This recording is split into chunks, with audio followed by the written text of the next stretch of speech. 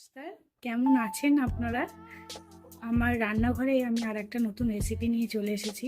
Helpful একটা recipe এই কারণেই বলছি, যদি আপনাদের বাড়িতে কোনো গেস্ট আসে, কোনো কারণে সাবনেন পাতে দেওয়ার মতো তিতো মানে উচ্ছে করলা এসব কিছু না থাকে, তাহলে আপনারা কিভাবে সেই একটা তেঁতোর রেসিপি আপনারা তৈরি করবেন সেটারই একটা ভিডিও নিয়ে আমি আজকে এসেছি।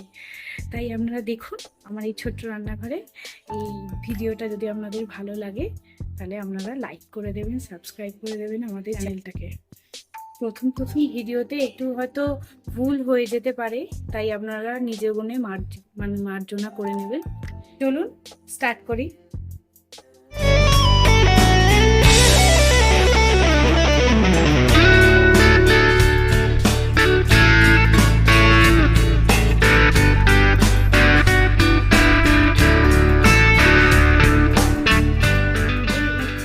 উচ্ছে পাতা মানে যে উচ্ছে গাছ হয়, যে গাছে উচ্ছে হয় সেইটা ধরুন যখন ফলন দেওয়া বন্ধ হয়ে যায় তখন তো আমরা গাছটা তুলে ফেলে দিই, কিন্তু সেই গাছের পাতা দিয়ে একটা মানে ভালো তেঁতোর রেসিপি হয়ে যেতে পারে।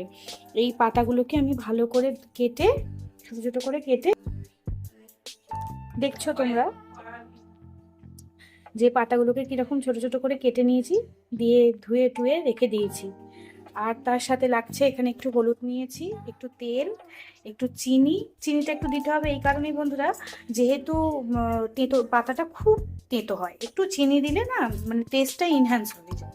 এখানে চালের গুঁড়ো, এখানে লঙ্কা কুচি, বেসন আর তেল তো লাগছেই, আর ব্যাটারটা মাখার জন্য একটু জল। তাহলে একটা বোল নিলাম, এই যে বোল নিলাম।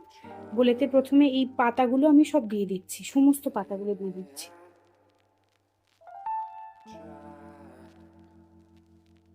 বোলেতে সমস্ত পাতাগুলো নিয়ে নিয়েছি। এবার এই ছোট্ট একটা কাঁচের বাটির 1 বাটি চালের গুঁড়ো, 1 বাটি বেসন, একটু লঙ্কা কুচি, ঝাল হবে বলে একটু লঙ্কা কুচি, স্বাদ মতো নুন, আর সামান্য চিনি, টেস্টের জন্য সামান্য চিনি দিয়ে, আর একটু সামান্য হলুদ দেবেন, হলুদের একটু গন্ধটা ভালো লাগে বেসনে। এই যে অল্প করে দিলাম আমরা, দিয়ে এবার আমরা ভালো করে মাখবো। অল্প অল্প জল দিয়ে মাখতে শুরু করবো। প্রথমে অল্প অল্প জল দিয়ে মাখবেন, নাহলে ব্যাটারটা পাতলা হয়ে গেলে না সমস্যা হতে পারে।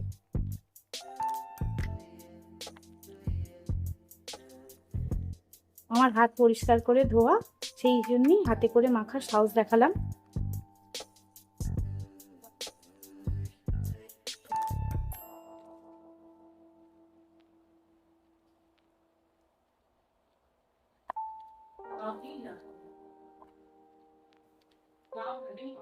আমি তেলটা গরম হতে দিয়ে দিয়েছি কড়াতে, আমার মাখাটাও রেডি। একটু গরম হোক, গরম হলে আমি তারপর অল্প ছোট্ট ছোট্ট করে বড়া দেব। তেলটা গরম হয়ে গেছে, ছোট্ট ছোট্ট করে আমরা বড়াটা দিয়ে দিচ্ছি।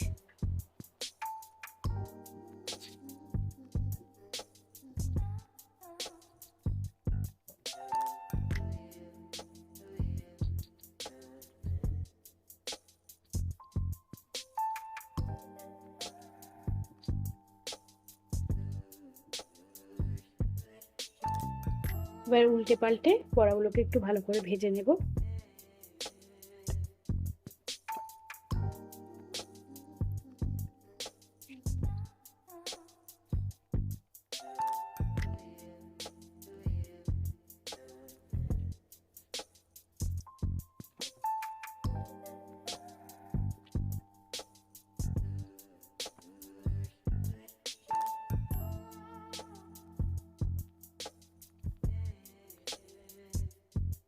এই যে ভাজা হয়ে গেছে এক পিঠটা, আর এক পিঠটা ভাজছি, আর এক পিঠটা ভাজা হচ্ছে। একটুখানি মানে মিডিয়াম আছে গ্যাসটা রেখে ভাজতে হবে।